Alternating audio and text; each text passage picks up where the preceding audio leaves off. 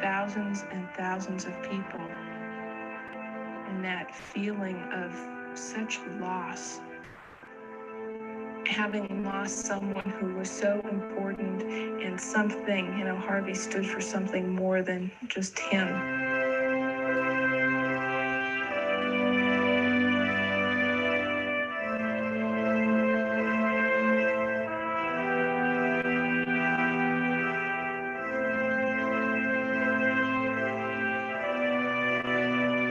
Combination of Harvey being killed and a combination of going down with all those people. I don't know if you call it expressing your grief or what it was, but being with all those people. And it's nighttime in San Francisco and a bunch of strangers around you, and you feel as safe as if you're doing your own home.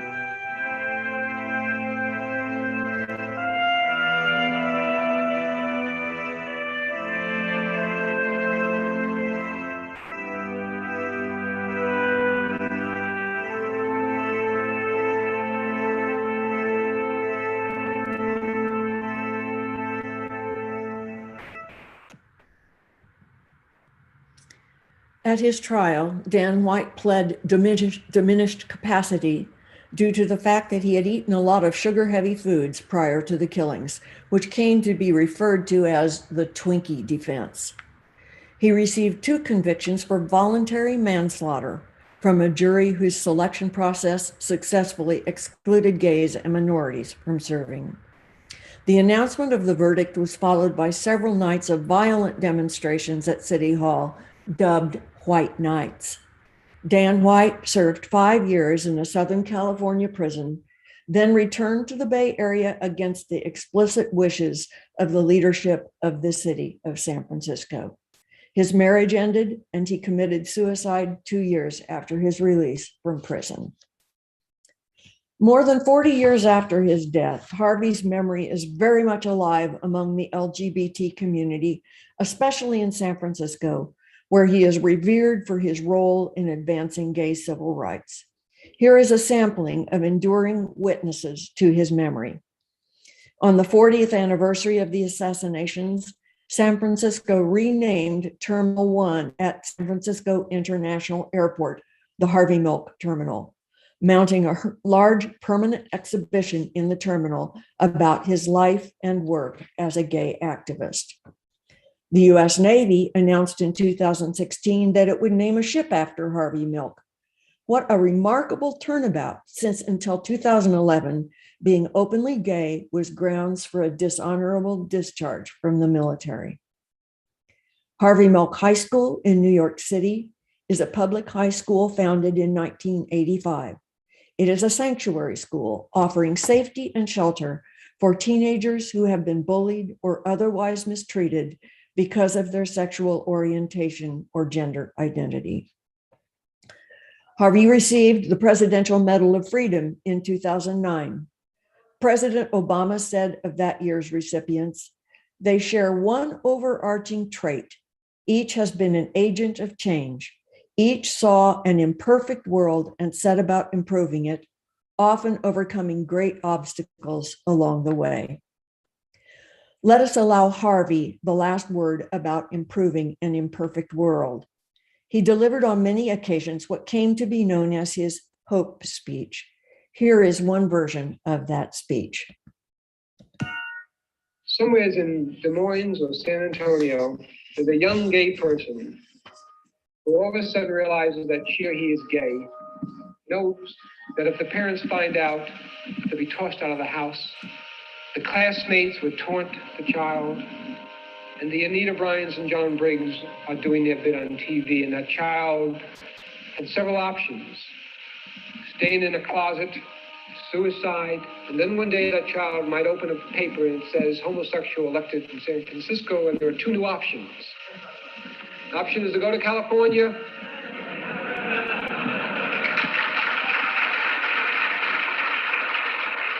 stay in San Antonio and fight. 2 days after I was elected, I got a phone call, and the voice was quite young. It was from Altoona, Pennsylvania. And the person said, thanks.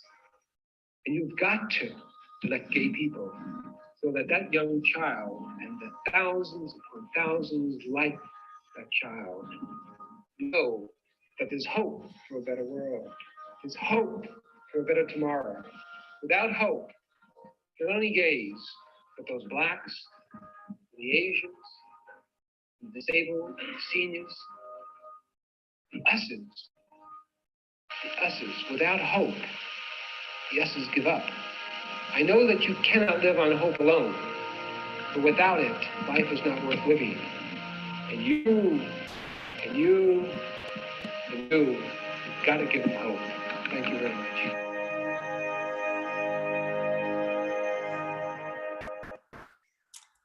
I moved to the San Francisco Bay Area in 1979, just 8 months after the assassinations at City Hall in San Francisco. Though Harvey, George Moscone, and Dan White were much in the news at that time, and I became familiar with the aftermath of this tragedy, working on this presentation for OTSL gave me the opportunity to flesh out my picture of Harvey Milk and the many issues which motivated him to serve his city and its people. I encourage you to visit the Opera Theater website, where you can purchase tickets if you wish, and where you will find a list of community events related to Harvey Milk's life and legacy. In particular, I commend to you the Academy Award-winning documentary, The Times of Harvey Milk, which will be shown as part of the Harvey Milk Weekend Film Festival that will take place at Webster University this weekend, April 22nd and 23rd. Thank you very much for coming to this presentation. And I believe we can now open the floor for questions if there are any. If you've got questions, just go ahead and unmute your microphone and ask away.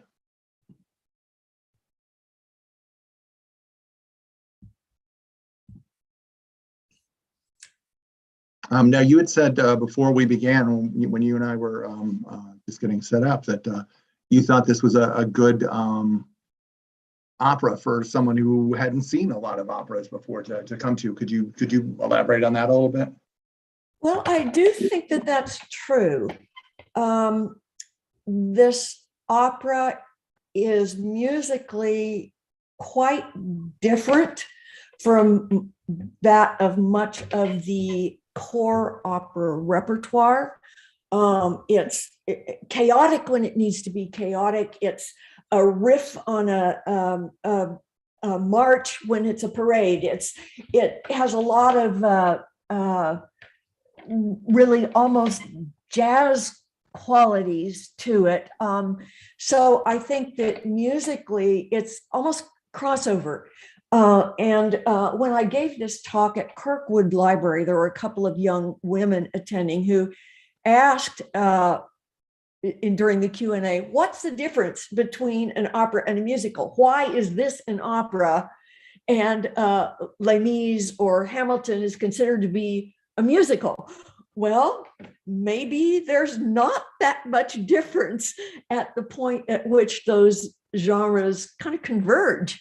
So I think it's also a story of importance to a large subset of the American populace. It's a story of that to me is ultimately triumphant because this man inspired so many people through his life and his advocacy, not only for gay rights, but also for anybody who was among the poor or the dispossessed.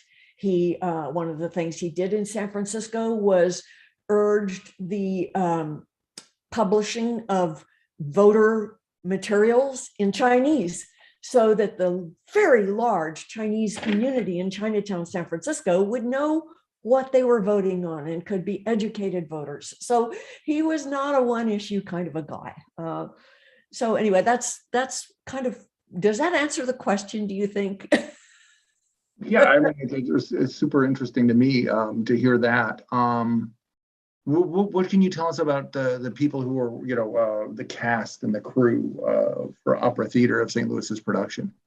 I don't really know too much about that, to be honest. And even the clips from the San Francisco Opera production that I played during this presentation, I have no idea if those are going to be part of this new reworked opera, because they took this opera down from 4 hours to 2.25.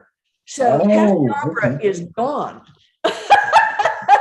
But it almost doesn't matter. I mean, is that something they've done just for St. Louis, or is that something that? No, this was the commission that Opera Parallel in San Francisco and OTSL co-commissioned from the composer and librettist, because Wagner can get away with a 4-hour opera, but Stuart Wallace couldn't, as it turned out, because the opera was not terribly successful in 1995, and it was, I think, probably a little, pardon the term, bloated.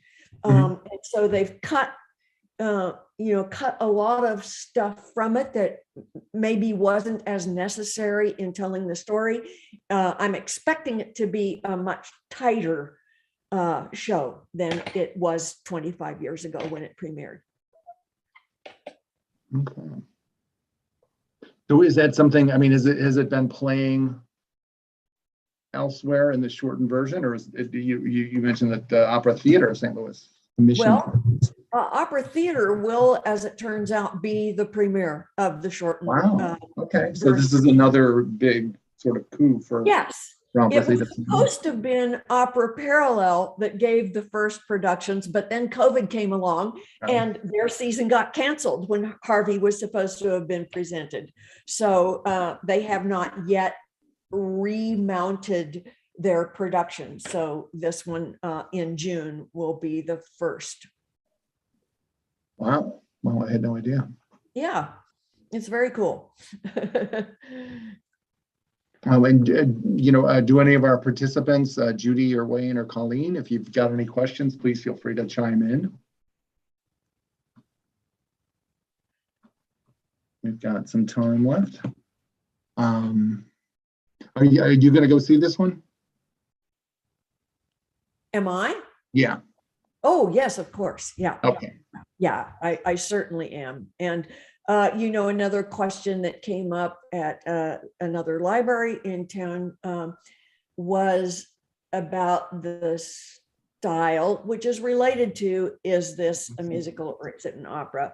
But I think it's a very interesting combination of musical styles in this work as well, because many of the solos are introspective, very reflective, and almost more like recitative, like a spoken something, than they are an opera, which is more a showpiece for the voice. Whereas the crowd scenes in this opera are the ones that are no holds barred, whether it's a riot on the street or whether it's the gay pride parade or it's just a very different way. His writing is very complex rhythmically. That's one thing that strikes me as a musician about it. That gay pride parade, there was stuff going on all over the place that was kind of evoking a march. The trombones would be doing a thing over here and the trumpets would come in and do a thing, and the percussion is, going yet another direction. I do not want to know what the score for this opera looks like, because it would be a massive job to be the conductor of this score. It's very, very complex. So will you be watching that as well? While one eye on the opera, one eye on the orchestra pit? Yeah, it's quite possible. Certainly, I've had an opportunity to get to know what the music sounds like. So to watch how they pull this whole thing together will be a very, very interesting proposition for sure. And once again, this is running in June. Yes, There are 6 performances between June 11th and June 25th. And what's going on there on the Opera Theater website, there's a whole list of community events around not only Harvey Milk, but also the other operas that are being presented this year, Carmen, Magic Flute, and Awakenings. But and this of the film, more traditional and the new. Yeah. Huh? Yes. But the film festival that's taking place this weekend at the Winifred Moore Auditorium at Webster U, they're showing on Friday night the documentary, The Times of Harvey Milk, that did win the Academy Award for Best Documentary in 1984. That's the one from which the video clips in this presentation came. It is a fantastic documentary film, absolutely wonderful, with people from every stripe of life, every socioeconomic stratum, different races, you name it. All of the issues that are perpetually going on in San Francisco are represented in that documentary. It is fabulous.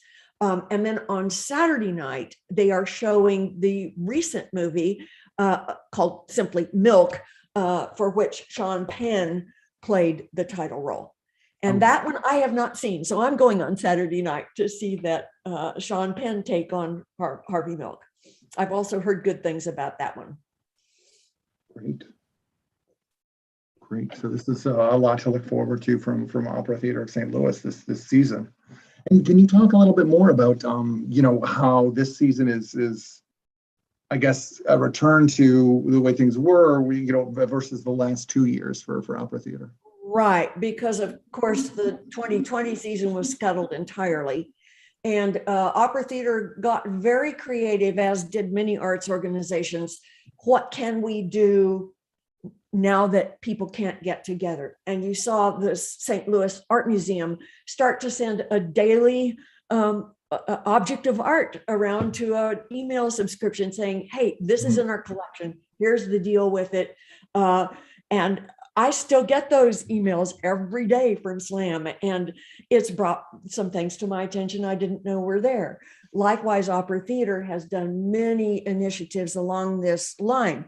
What they decided to do on the stage in 2021, they could not present the big operas, and Harvey Milk is a big opera. You don't put on a riot scene with 10 people on the stage, okay? So there was no way they could have presented a big opera like this in 2021 when the virus was still raging and only a few people had managed to get shots. So what they did was they put on instead a group of one-act operas over the course of the May-June festival. They built a stage outside on the parking lot at Webster University and had socially distanced seating, and it sold the tickets for a price that was fair for a one-act opera. So it was just, I thought, a declaration that we're not giving up here, folks. We're committed to live opera, and here we come. So it gave them an opportunity to program. One-act operas are a little, you got to group them if you're going to make a full-blown opera event during a regular season. But last year was not regular. You were there for an hour and 15 minutes, and then you went home. This year then is the return to the way the season played out until COVID came along. So 4 full-length operas playing in a kind of a rotation during the months of May and June. Great. So, we'll be joined by docents from the Opera Theater of St. Louis again on May 4th and May 18th, and they'll be discussing then the 2 other operas that are upcoming, Carmen and the Magic Flute. Is that correct? If you already had Awakenings, yes, then the other 2 are core opera repertoire. Carmen and Magic Flute are about as well known as an opera can be, but there's always a different singer who has a different take on a characterization, and there are those high C's and high F's from the Queen of the Night in the Magic Flute. It will be they'll be quite wonderful too. I tend to, with the shows that I have chosen to do presentations on, I go for the weird stuff. I go for the stuff that's out there on the fringes, and there's actually a reason for that. I'm a trained keyboard person. I am not an opera person. That was not my specialty. I don't know the core opera repertoire nearly as well as many of the people who serve as docents for OTSL. And some of them are a little wary of taking on operas that nobody's seen. It's a different kind of a research problem, but I kind of like that. This one sounds really interesting, since you say that the 4-hour version was not, incredibly well received, and so a reimagining, a trimming down of it here in St. Louis sounds like an exciting proposition. I hope that the production goes well, and I hope to get to see it. And to our viewers tonight and on the web, thank you for coming, and I hope you get a chance to see the opera. Thank you very much for giving us the opportunity to do this. We love having you guys here. This has been great.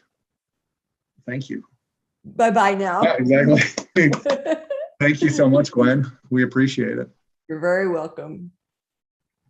Have a good night, everybody. And we'll hope you get to join us for the next two, and I hope you get to see all the productions at Opera Theater of St. Louis. Thank you so much, Patrick.